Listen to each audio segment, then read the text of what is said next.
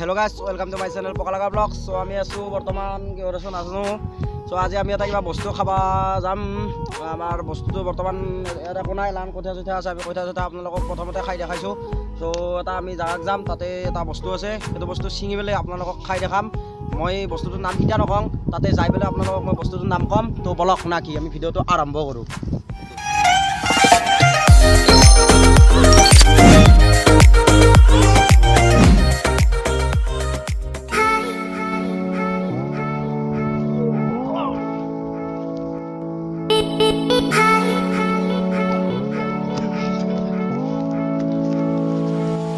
চ' guys finally আমি আহি পালোঁ আমাৰ যিটো বস্তু খাম বুলি কৈছিলোঁ।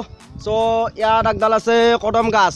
কদমৰ আপোনালোকক মই এটা ঠানি ছিঙি দেখুৱাই যে কদমৰ পাত হয়। এই কদমৰ পাত খাই দেখাম।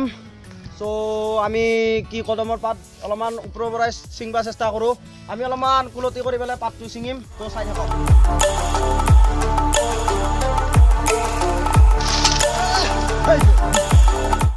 চ' গাইজ চেষ্টা কৰিছিলোঁ এই খাইখিনিৰ কাৰণে নৰিম এতে। তো অলপমান আগত চাওঁ, আগত যাই পেলাই আনিম মই এটা পাত।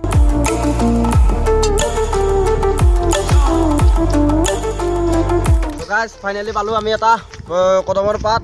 চ' আমাৰ ই আছে আজি আমাৰ কদমৰ পাত খাই দেখাব। চ' ভিডিঅ'টো চাই থাকক।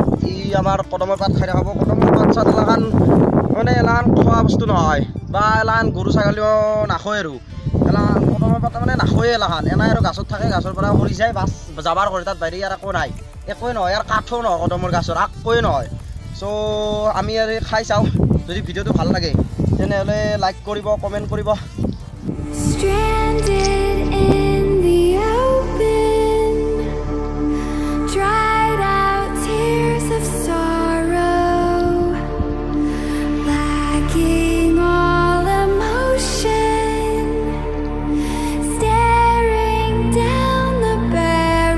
চাওঁ মুখখন মেলিদেচোন কেনেকুৱা পৰিস্থিতি হৈছে। চ' গাইজ ই চাওক চবাই দিছে।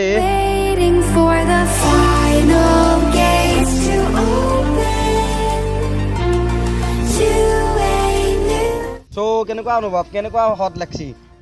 বেছি অলপ ভাল লাগিছে, কিন্তু অলপ তিতা লাগিছে। তিতা চ' গাইজ কদমৰ পাতৰ সোৱাদ তিতা বোলে ই কলাক। চ' যদি ভিডিঅ'টো ভাল লাগিল তেনেহ'লে এটা লাইক কৰি দিব, আৰু আমাৰ চেনেলটোত যদি নতুন কৰি আহিছে তেনেহ'লে আমাৰ চেনেলটো ছাবস্ক্ৰাইব কৰি কাষত থকা ঘণ্টি বটনটো টিপি দিব। আৰু মে মিলতা হুৱা আপকো ইয়াৰ নেক্সট ভিডিঅ' পাৰ, তাব তাক কে লিয়ে বাই বাই, জয় হিন্দ। চ' গাইজ মই এটা কথা ক'ব পাহৰি গৈছিলোঁ। এই কদমৰ আমি পাত খাই দেখালোঁ। চ' কদম এটা খাই দেখাম আপোনালোকক। আমাৰ কদম খোৱা ভিডিঅ'টো আপোনালোকে এইটো ভিডিঅ'ৰ নেক্সট ভিডিঅ'টোৱে পাই যাব।